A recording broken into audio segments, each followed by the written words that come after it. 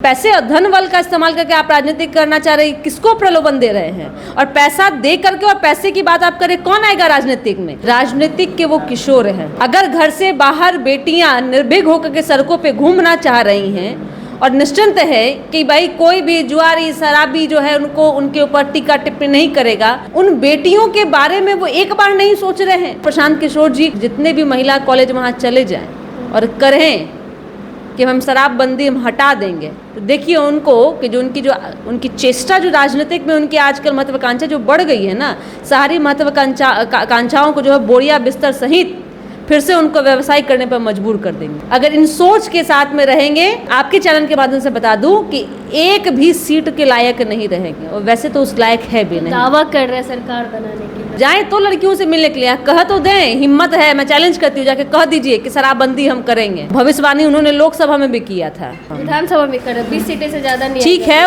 तो अब मंच छोड़ दीजिए, एगो झोला टांग लीजिए, अब पत्री ले लीजिए, करते रहिए आप भविष्यवाणी, अपना भी भविष्यवाणी कर दीजिए कि आपका भविष्य कहाँ है। मुझे तो उनका भविष्य अंधकार में दिख रहा है। शराबबंदी पर एक बार फिर से जीतनराम मांझी का दर छलका है। उन्होंने कहा है कि शराबबंदी के नाम पे जो है गरीबों को सताया जा रहा है, रात को पीने में कोई हर्ज नहीं है। इन्हीं सब मुद्दों पे बातचीत करेंगे। हमारे साथ जेडीयू की प्रवक्ता अनुप्रिया जी है। मैम, कैसे देखती हैं जीतनराम मांझी के बयान को? आपके सहयोगी दल है।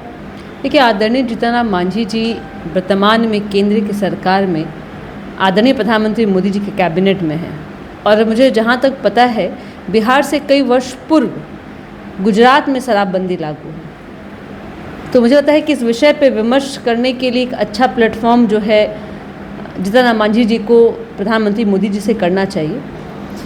मैं जो मानती हूँ कि बिहार और बिहार की महिलाएं और बेटियों से अगर आप बात करें, जो अपने आप को माननीय मुख्यमंत्री जी के सोच या उन महिलाओं के मांग पे जिस तरह से उन्होंने एक फैसला लिया शराबबंदी का, वह यह दिखाता है कि महिलाएं कितनी सुरक्षित अपने प्रदेश में हैं। आज आप रात के 12 बजे से 12 बजे तक भी पटना के शहरों पे देखिए, सड़कों पे देखिएगा, बेझिझक लड़कियां घूम रही हैं। यह लॉ एंड ऑर्डर जिस तरह से सुधरा है इन चीज़ों को लेकर के, तो आप लड़कियों से अगर बात करेंगे तो किसी कहीं से भी कोई ये नहीं कहे कि शराबबंदी ख़त्म कर दी जानी चाहिए। वो उनका अपना व्यक्तित्व, उनका सोच हो सकता है, और मुझे लगता है कि अगर पहल करनी है तो गुजरात में भी बंद है और बिहार में भी बंद है। केंद्र सरकार से वो पहल कर ले और बातचीत कर ले, वो उनकी अपनी मांग है। लेकिन माननीय मुख्यमंत्री जी ने जिस तरह से महिलाओं के मांग पे शराबबंदी की है, वह तो कतई भी अब किसी तरह के इसमें सुधार की गुंजाइश नहीं है। शराबबंदी अब कानूनन रूप से बहुत ज़रूरत है, क्योंकि महिलाएं अपने आप को घर में, सड़कों पे हर जगह सुरक्षित महसूस करती हैं। प्रशांत किशोर को जानती होंगी मैम, वो भी कह रहे हैं कि वो अगर सत्ता में आते हैं तो 1 घंटे के अंदर में शराबबंदी खत्म कर देंगे। देखिए, राजनीतिक के वो किशोर हैं, किशोरा अवस्था में गलतियाँ हो जाती हैं, ऐसा मैं समझती हूँ, क्योंकि यह गलती इसलिए है कि यह पाप है। अगर घर से बाहर बेटियां निर्भीक होकर के सड़कों पे घूमना चाह रही हैं और निश्चिंत है कि भाई कोई भी जुआरी शराबी जो है उनको उनके ऊपर टीका टिप्पणी नहीं करेगा, कोई भी पति शराब पी कर अपनी पत्नी के साथ में घरेलू हिंसा नहीं करेगा, शराब पीने से कई लोगों की मृत्यु नहीं हो जाएगी, कई ऐसी जो सुरक्षा व्यवस्था या मैं कह सकती हूँ सामाजिक व्यवस्था नहीं खराब होगी, उन बेटियों के बारे में वो एक बार नहीं सोच रहे हैं। देखिए, राजनीतिक में जो उनका डेब्यू हुआ है, देखिए पहले तो वो बिजनेस कर रहे थे, अब राजनीतिक करने का जो प्रयास कर रहे हैं, तो उनको चिंतन करने की ज़रूरत है कि माननीय मुख्यमंत्री जी ने जो नज़ीर पेश कर दिया है और जो लकीर खींच दी है, जो उनकी सोच उनकी रही है कि किस तरह से उन्होंने सामाजिक रूप से महिलाओं को मजबूत करने के लिए उनके कई फैसलों उन्होंने लिया, उसमें भी एक बड़ी फैसला है। तो प्रशांत किशोर जी को एक बारी, मैं कहीं नहीं तो मैं पटना की हूँ और पटना की बात कर दूँ कि जितने भी महिला कॉलेज वहाँ चले जाएं और करें कि हम शराबबंदी हम हटा देंगे, तो देखिए उनको कि जो उनकी चेष्टा जो राजनीतिक में उनकी आजकल महत्वाकांक्षा जो बढ़ गई है ना, सारी महत्वाकांक्षाओं को जो है बोरिया बिस्तर सहित फिर से उनको व्यवसाय करने पर मजबूर कर देंगे। महिलाओं को टिकट भी दे रहे हैं, वो पार्टी बनाएंगे तो महिलाओं को आगे बढ़ाने की। नहीं, टिकट दे रहे हैं, वो कहे हैं कैंडिडेट को पैसा देंगे, कहाँ से लाएंगे पैसा? जनता से मांगेंगे, कह रहे 100-100 रुपया जनता से लेंगे, और जनता जो आदरणीय मुख्यमंत्री जी के शासनकाल में चौमुखी विकास देखी है, जिन्होंने जाति धर्म से ऊपर उठ के बिहार के विकास दिया है, उनके साथ में और कई जो है 2005 से 2024 की हम बात कर रहे हैं। मुख्यमंत्री जी कोई 1-2 वर्षों का उनका शासनकाल नहीं रहा है, लेकिन उनके शासनकाल से जिस तरह से सभी ने अपने आप को गौरवान्वित महसूस किया है, बिहार में ही नहीं विदेशों में भी आज लोग कहते हैं कि बिहार को अगर जो बदलाव है वो माननीय मुख्यमंत्री जी की देन है।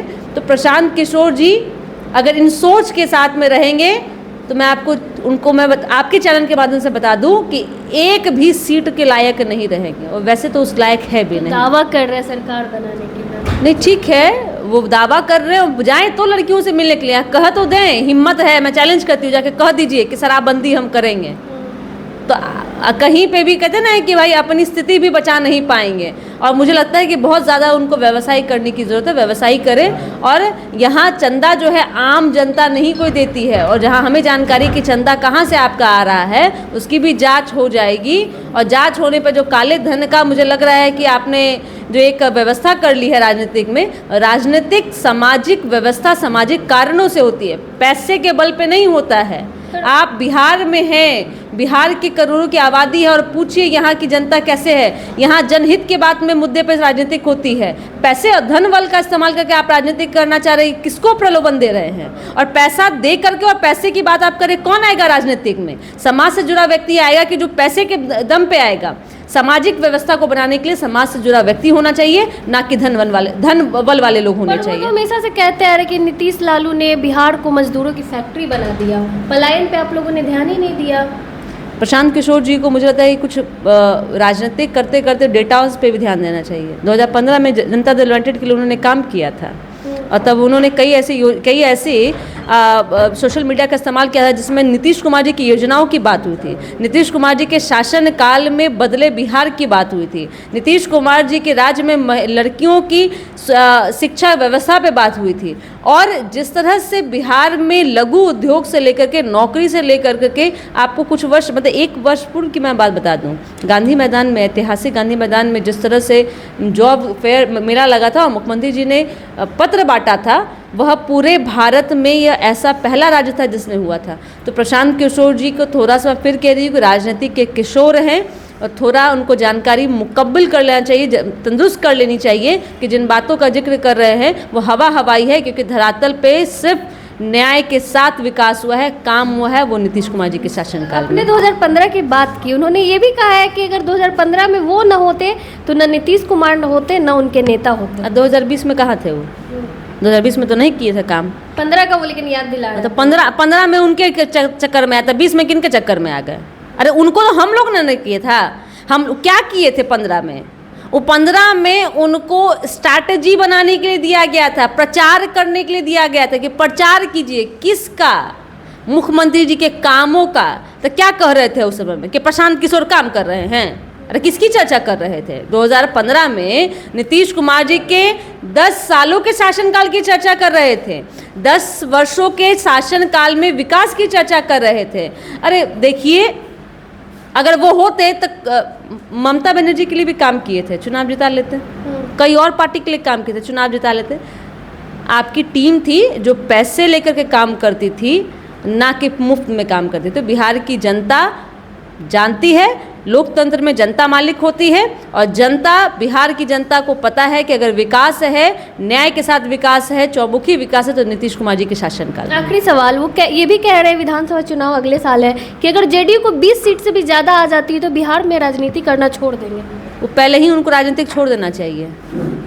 वो कहीं भी माननीय मुख्यमंत्री जी के व्यक्तित्व के आगे कहीं टिकेंगे नहीं।